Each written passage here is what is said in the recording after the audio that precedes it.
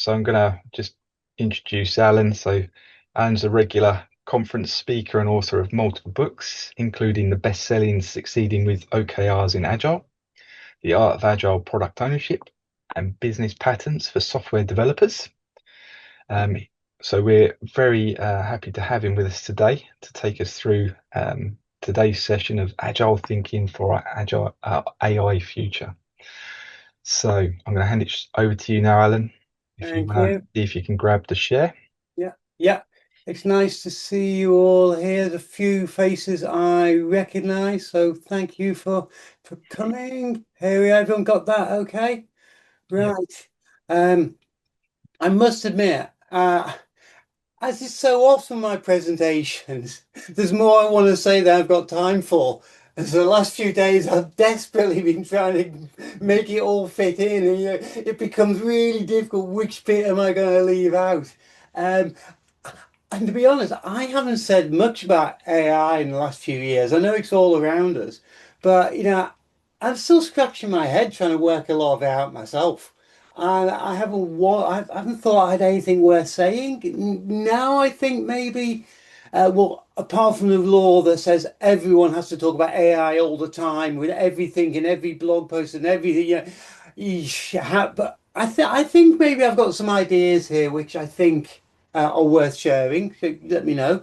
Um, and I think a lot of the themes for me that come out of this actually do play into the agile world as we know it. And we were just chatting as we were getting ready, and we were saying things like CD pipelines and DevOps and getting your stuff deployed.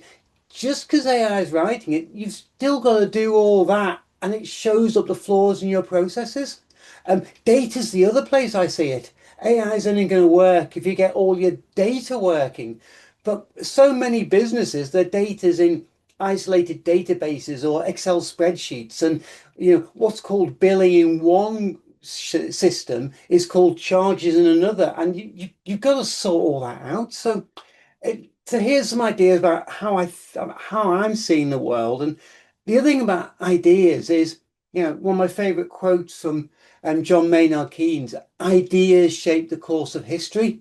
And if you look at the 20th century, if Karl Marx hadn't had the idea of communism, the 20th century would have been completely different. Probably no one else would have had the communism idea the way they did, but it's the way we approach it, the way we conceive it, the ideas we have that help us shape it.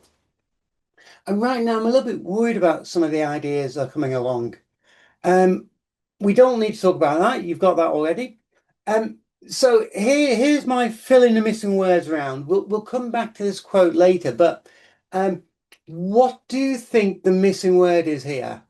Despite a decade or more of restructuring and downsizing, American companies are still unprepared to operate in the what? Rapidly changing technology, ever shorter product life cycles, product development proceeding at a glacial pace. I'm sure you hear those criticisms all every day. So what is the missing word in there? Have a think and put your suggestions in chat, and we will come back to it later on, and we'll see if anyone gets it right. Um, so, bit of context. I have one of my dislikes of the term AI is AI is actually multiple technologies. It is graphics processing units. So we know GPUs can do graphics. We know they can do crypto. We know they can run neural networks. There's probably other applications for GPUs that we haven't even thought of or used yet. Equally, neural networks, we're only just scratching the surface of what they can do. They've been knocking around for decades, but now we scale them up with GPUs. We can do so much more with them, but as a technology, they still got more mileage in their own. LLMs is what's caught all the attention. And I would like to suggest that SLMs, small language models, are potentially more important. When you use a large language model, it's large. Unless you are Google or you are Facebook or you're in biotech, you haven't got the large data sets to create your own large language model. So you're using a commodity. Small language models, where you take a smaller data set, they are going to be important in the future. Some commentators would also add sensors into this, particularly vision sensors, but other types as well, that our devices can now sense things. So we say AI, but actually AI is a collection of technologies, and it's sometimes useful to break down which ones you're talking about specifically. We also want to point out something else we were just talking about, data. This all needs data. If we don't prime these things with data, they're not going to do magic for us. We tried AI, knowledge-based systems and other things before. It's the sheer quantity of data. So we need to get our data sorted out. And we draw on the public internet, our private corporate internets, Internet of Things, connectivity, all that plumbing. And as I just said, so many organizations don't have the plumbing. The important stuff's still in an Excel spreadsheet on somebody's desk. Um, so we need to get that sorted out. It's all part of the AI world we're heading for.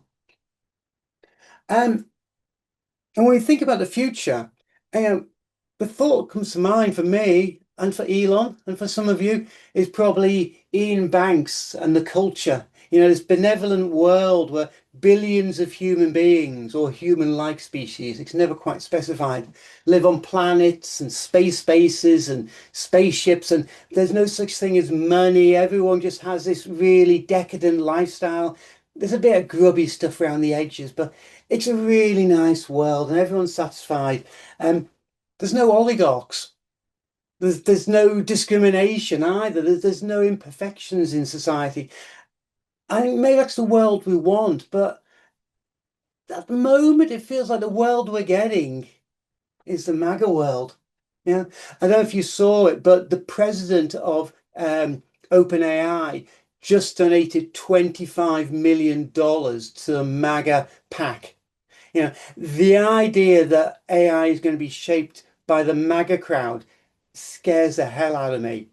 And that worries me that we're actually heading for a world based on Brave New World. We're going to have alphas and betas, and the alphas will enjoy this wonderful world, but maybe not the betas. So I think we need to wrestle these images, these ideas back. And in the Agile community, we've got a lot of things which will move us closer to Ian Banks and accession and culture and away from the Brave New World. Um, I want to bring us back to the manifesto. The most important words, which we've not really paid as much attention to as we should have done over the years, are right at the beginning. We are uncovering better ways. You know, we are finding better ways of working and we are doing it and we're doing it to help others. And we need to be doing more of this. For me, Agile is learning. Agile is the process of learning, applying our knowledge, changing, and learning some more. For me, the opposite of Agile is static. The opposite of Agile is not changing, is not learning. When we don't continually find ways of changing and improving, we become static and we degrade.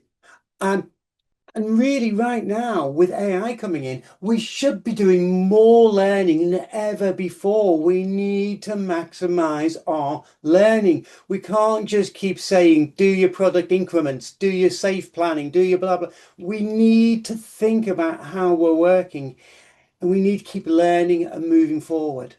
An agile organization is a learning organization. And with machine learning, we need more human learning. Um, the only competitive advantage you can have is learning. Start again, Alan. Faff that one. Ability to learn faster than the competitors may be the only sustainable advantage. That was said in 1988, and it's still true now. Whether it's you or your machines, we need to be learning. So your teams, you need to be experimenting, you need to be sharing what works, what doesn't work. And I want to look into the past a little bit and see what we can learn from the past and how we can approach things. So, the obvious parallel is the internet revolution. I was there. I'm older than I look. Some of you may remember Bill Gates. Yeah, Bill Gates prophesied the end of middlemen, the only humans involved with a buyer and a seller. Um, he didn't really factor in all the middleman websites we have today. And arguably, every influencer on the internet is a middleman. They're trying to, they're trying to help you buy a particular product. So Bill didn't get that one quite right. He also came up with a really far-sighted suggestion that internet agents will organize our email, calendars, and shopping. I seem to have heard this one a lot recently, although the word internet's been replaced by agents. I'm not sure I want a machine answering my email. If somebody emails me something, they're telling me something. Shouldn't I respect them and shouldn't I take in that information? And I don't really want an AI replying with my decision because I want to know what decisions I'm going to be held to. Um, but anyway, if AIs are going to do this, so about 27 years too late, because Bill said we'd have it in 1997. We also saw that the change created some companies and they destroyed some companies. And some companies, Yahoo, Yahoo was a quick mover, but Yahoo quickly lost that to Google. They lost their advantage to Google. Webvan, was ahead of its time. The first people to do internet grocery shopping. They had their own centers. They spent an awful lot of money. They didn't last. Cisco is still around. When technology changes, it creates new business opportunities. And often the companies that are in place are not able to exploit them. They can't move fast enough to exploit the new opportunities. Yahoo moved fast. They exploited the opportunities of internet search, but they couldn't keep it up. They couldn't keep learning and innovating, and they lost it to Google. So even just in a few years, the opportunities have changed. So lessons from the internet. Predictions are a poor guide. The things that are predicted may not come to pass. New companies will emerge. New industries will emerge. The technology is creating the opportunities. If you go slow, you may find that the old will go slow and they may find new niches. Travel agents still exist, but travel agents, they exist online. They exist in certain niches like corporate travel. Though there's not so many as there was, but they still exist. Um, the future won't be like it's predicted. So, few things to learn from the internet. Another point to make is this is an American economist, passed away now, but just before the internet appeared, he pointed out that for all the money we spent on technology in the 60s, 70s, and 80s, there was no productivity improvement. We weren't seeing a big leap forward in productivity and jobs lost and redundancy. So again, we're seeing AI come along and say, you're going to lay off people. Everyone's going to be so much more productive. It can take decades for those productivity improvements to come through. In the end, we did see the increase in productivity, but it came in the 90s and the 2000s, not in the 60s and 70s.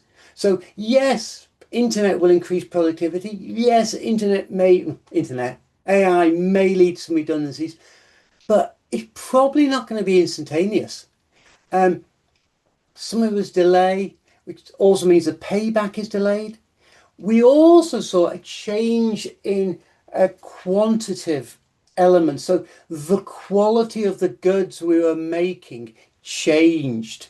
And you see this with delivery services now. We have delivery services now, but you get a message when your parcel's been dispatched. You get a message when your parcel's out for delivery. You get a message when it's been, I don't know why you need them, but you get all these messages. Delivery services, and not necessarily more productive, but they have changed what they do, and arguably they're higher quality.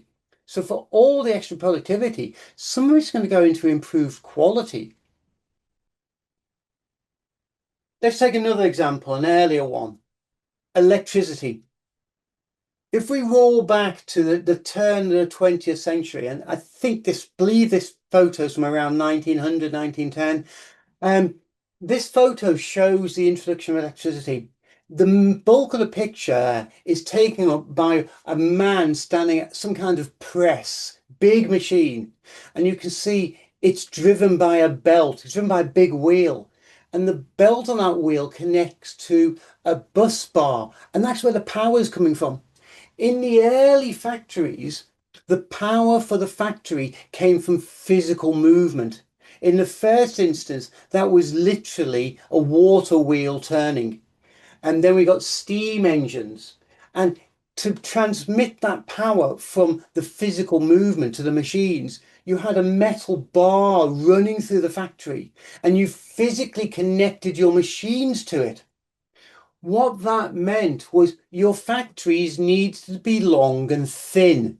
You needed a building where the power can travel in straight lines. It also meant that though when one of those belts snapped and you had to replace it, you had to stop the entire factory. So many of you will know this story because you've read about andon cords at Toyota and how General Motors won't stop production, but Toyota will. The reason is General Motors factories were still rooted in the long, thin factory and the central power source. Toyota's factories were rooted in electricity. And because they were working on electricity, you could stop one machine and you could change the belt, you could change the part. So when you had that basic power technology, you designed your factories and your processes around that technology. In the foreground of this picture, you can see a man with a hand tool. And look, he's got an electric cable. He can move around with this power source. And these days we have cordless, we have battery powered things, don't we? But because he can move around, he can be more flexible. And because of that, you can redesign your processes. You can redesign your physical factories.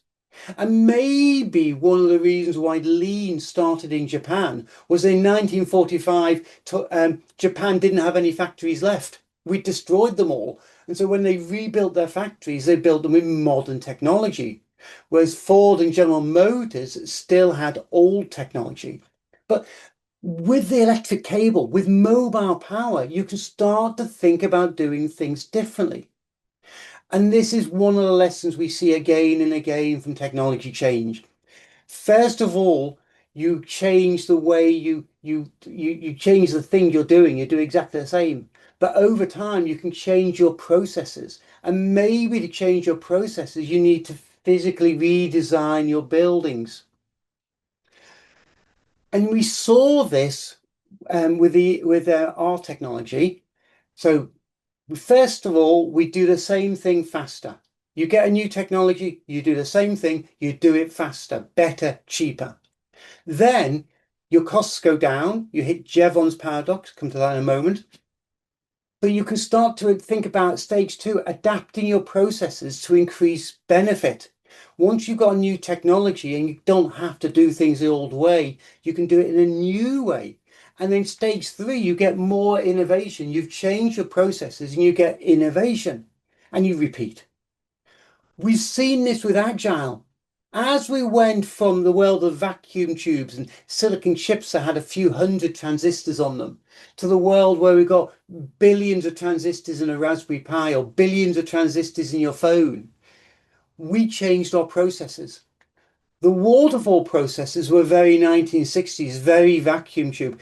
We can only do Agile because we had the extra compute power. Back in the 60s, the waterfall came from a world where you wrote out your programs by hand and somebody typed them in or you put them on punch cards. It made sense.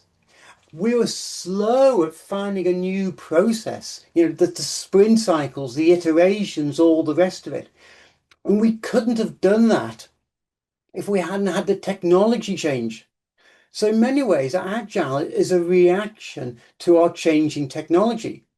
Of course, the question is whether, as AI changes our technology again, do we need to change our processes again? I would like to think Agile can roll with it because it's got learning built in, but I think we've yet to know the answer to that one. Here's another example. That is a Liberty ship, a T2 tanker. One of those Liberty ships, the Ideal X, was converted into the world's first successful container ship. You don't think about seafaring and containers as a technology, but they are. And they came in the 1950s and they revolutionized shipping. And again, in the first instance, you had greater efficiency. We are faster to load and unload a ship. And that meant we had less time in port, so the ships were utilized more. And yes, that did mean you needed fewer dockers. We could quickly get rid of some dockers as we moved over to dockers with cranes. But it did mean that the dockers, each docker had more power.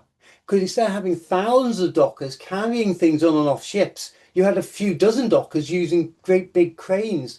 The workers got more powerful even as you had fewer of them. And so we had a lot of efficiency at start off in the 1960s and 70s. But then what happened? Well, globalization happened. There's a good argument that globalization was not the result of governments and free markets and the World Trade Organization, all of that. Globalization was the result of containers, that we now had a technology that made it easy and cheap to move things from Shanghai to London or from Beijing to Los Angeles or wherever.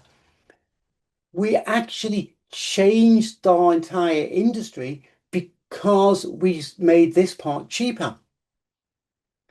Now, I know what you're all thinking. You're thinking about those dockers who lost their jobs. And, I grew up in Liverpool, and there's no two ways about it. The 70s and 80s in Liverpool were horrible. You saw this massive drop in the number of dockers, where Liverpool lost its reason to exist. So Liverpool lost a lot of dockers. But that's only part of the story. There's more dockers in the world today than there's ever been before. If we believe Claude, and I don't think it's hallucinating on this one, there's about 1.4 million dockers in the world. There's fewer dockers in Liverpool, there's fewer dockers in the Western world, but overall, there are more dockers. There are more people working in logistics and transportation than ever before. So, did this technology destroy jobs or did it create jobs? And remember as well that when you look at that graph of Liverpool, before about 1950, 1960, the dockers didn't have secure employment. They effectively had 0 hours contracts. They turned up on the day and they said how many dockers they needed. And if your face didn't fit, you didn't work. It was a rather precarious lifestyle. Dockers today are highly skilled crane drivers, lorry drivers, machine people, and they have secure employment. And before, 1950, 1960, before containerization, dock jobs were dangerous jobs. Dockers had back injuries, they got broken bones, all moving those heavy things around. Dockers today, they may get injuries, yeah, but they're driving cranes. It's a much safer occupation. So, maybe AI is going to create more jobs. Maybe the jobs may be smaller in London, but maybe there'll be more overall. I don't know. Um, Jevon's paradox is at work here. Jevon, fittingly, is a Liverpool economist from the 1850s. He identified that when technology makes things easier to do and increases efficiency, when it lowers the price, we use more of it. So you look at the world of shipping now, you look at the big docks, you look at places like Rotterdam and Los Angeles, and the amount of shipping that goes on and goods moving around vastly more than ever existed. Yeah. And that's because we made it cheaper, we made it easier. And you see this elsewhere. Our cars today, it's cheaper to drive 100 miles a day than it has been at any time since 1990. And as our cars, as it's got more efficient and our cars use less petrol, we respond by driving bigger cars. Yet people are driving these massive SUVs, not the small Escorts and Allegros that we had back in 1990. Cars have grown bigger because they've got more efficient. We use more car. So possibly AI is going to make coding more efficient. We're going to have more code. There's going to be more code to test, more code to release, more code to maintain. Cybersecurity. Look what Mythos has done. In the last 2 weeks, it's pushed cybersecurity up the agenda. You need more cybersecurity people because the AI can now find every security hole that ever was. We're also going to have more single user systems as every user in your business tries to automate their job. Yeah. And the system that I might throw together here may not mean anything to you. You know, it's going to be full of my quirks and my ways of doing things. And these systems are going to make more legacy. And AI might be writing them. You may even maintain them with an AI, but there's more systems you're going to need to look after. This is a nightmare for corporate IT. Corporate IT have spent the last few decades battling shadow IT. And now we've just made it easier to create and introduce shadow IT systems. So there's got to be more work needed here. Which brings me on to Tim O'Reilly. A few years ago, he pointed out that in a modern business, the work is done by programs and algorithms. Yeah. You put a query into Google, there's not 100 librarians in Palo Alto looking up your query. Yeah. The programs are the workers. The humans are the human software developers are the managers. Yeah. We are teaching the computers how to do business. We are teaching the computers how to answer human questions, how to deliver goods, how to do all of that. Which means that the people who are involved, the people we now call developers, are going to need more about the business. They're going to understand the business strategy. They understand the business need, the constraints of the business, the profit and loss factors, the accounts.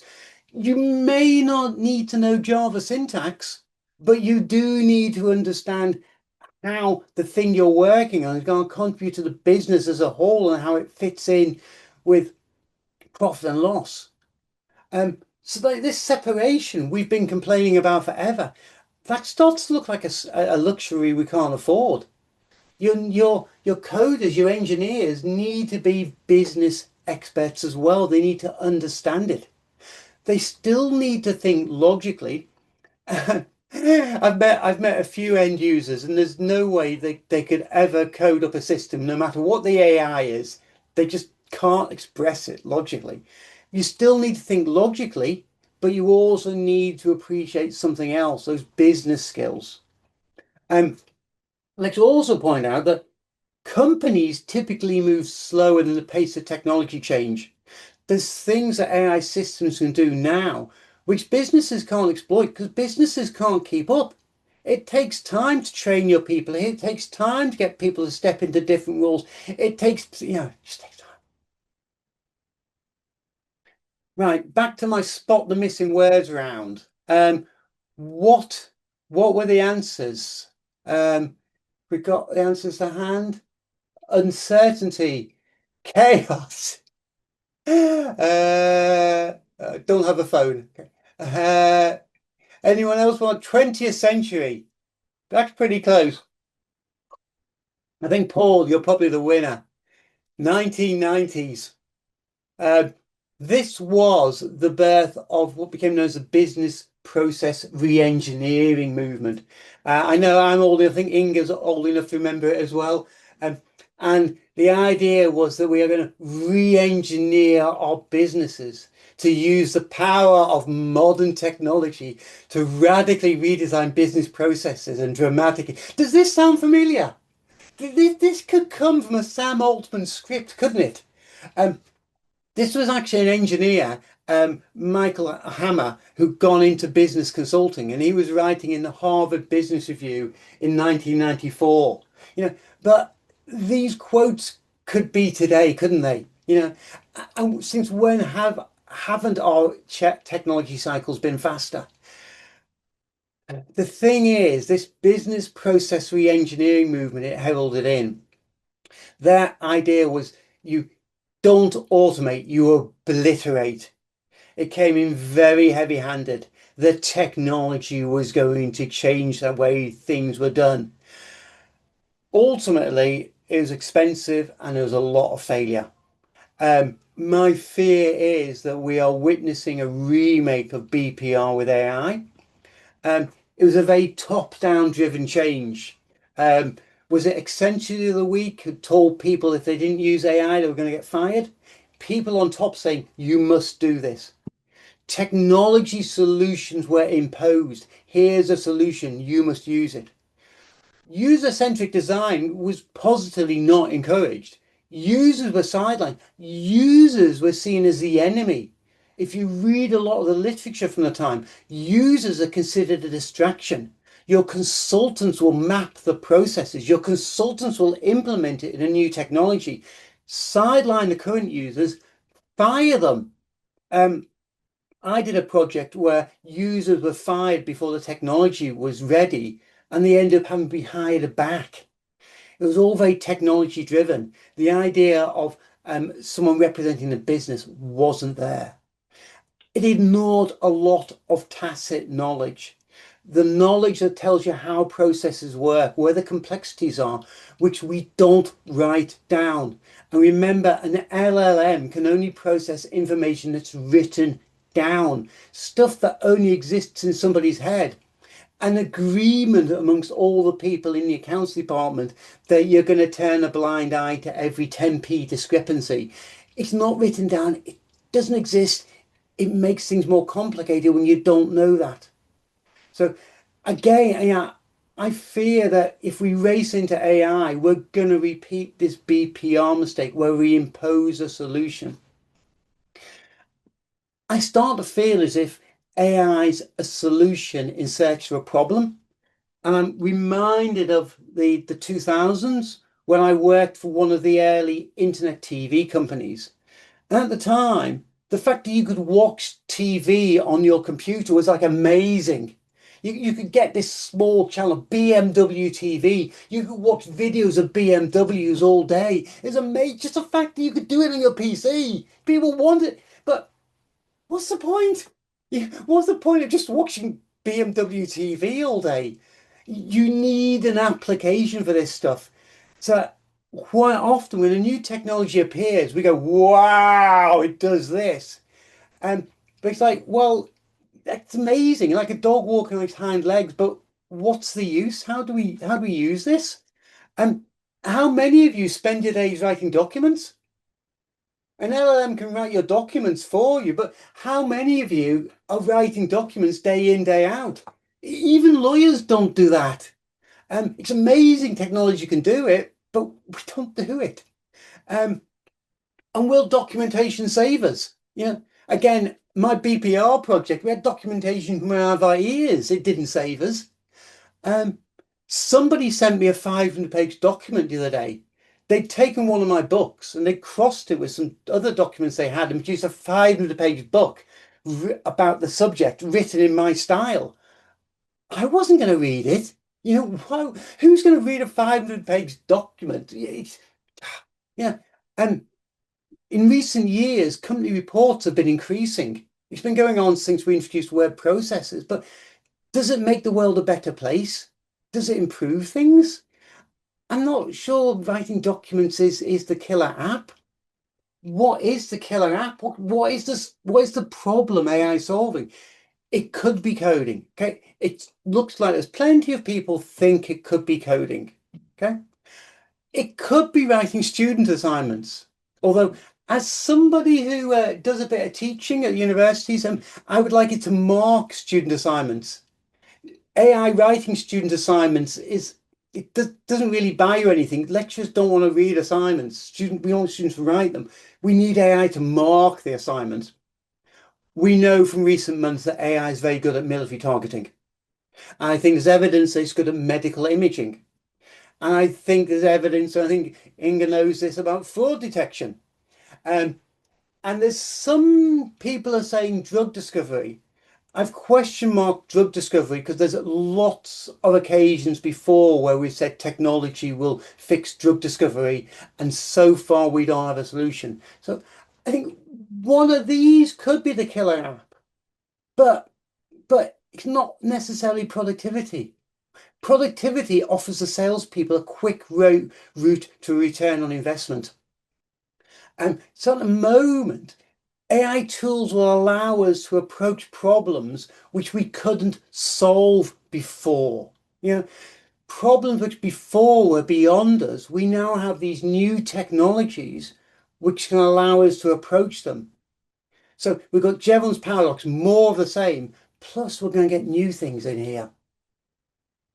I want you to remember, coming to a close now, but remember that if you can ask an LLM what to build, and the LLM can build it for you, it can also do it for your competitors. So you may think you've got the perfect niche, and the LLM may tell you all the features you need to build, and you may tell the LLM to build it. But as soon as somebody else sees it, they can copy you. Copying will be even quicker. And equally, if your competitor can use AI to reduce costs, so can you. Arguably, you actually want to be a fast follower now. Where's our competitive advantage going to come from? Well, this kind of goes back to what we talked about at the beginning. It's that learning process. And it's also your small language models that can use your data, your insights, your advantage. What does your business know? What does data does it have that nobody else has? How can you harness what you have and not just use the generic tools that everyone else can use? And this takes us back to data plumbing. You may have a lot of data, you may have a lot of insights, and if it's stuck on in spreadsheets on people's desktop, you can't get the insights from it. So we've got a lot of data plumbing to do. Um, we need collective learning, and that is straight out of the Agile playbook. As organizations, we need to learn about AI and what we can do with it. We need to be making lots of small investment decisions, small bets, and that is straight out of Agile as well. And we need our workers to be flexible and our workers to be learning, and that has come straight from Agile as well. And we need authority at the front line. There's no point in having those dockers move containers around if they can't decide where's the right place to put them on. They have to call their boss, and their boss has to call their boss. If we don't have authority at the front lines, all the productivity improvements are lost as we ask up the chain. We actually need to invest to make this happen. And this is where we, certainly the UK, possibly Europe, has a problem at the moment. We aren't going to get the benefits of AI if we don't invest in it. We need to spend more on our technology systems. We need to have a degree of patience. It's not going to happen at once. We need to keep reviewing the results and we need to be learning some more. And again, that comes straight from Agile. And we need an outcome orientation. We need to be thinking, what's the outcome we want? And this is in Agile as well. I have to admit, it was one of the driving forces behind business process reengineering. So there were some good ideas in there. But there are things we are going to be automating, like those documents, having AI write bigger documents and automate the writing of documents when we should be removing the documents altogether. We should be dropping them out of the system. Should the AI summarize this?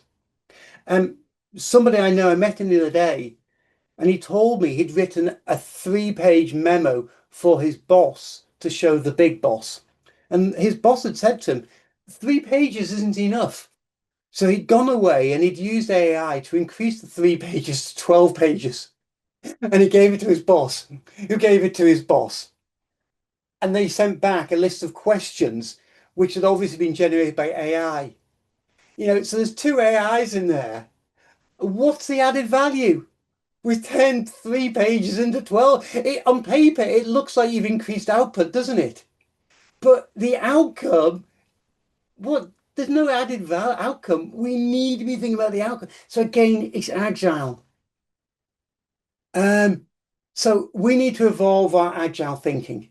The techniques we may use may be changing, but the fundamentals, those opening words of the manifesto, we are finding better ways. That's what we need to be focusing on. Oof. Thank you.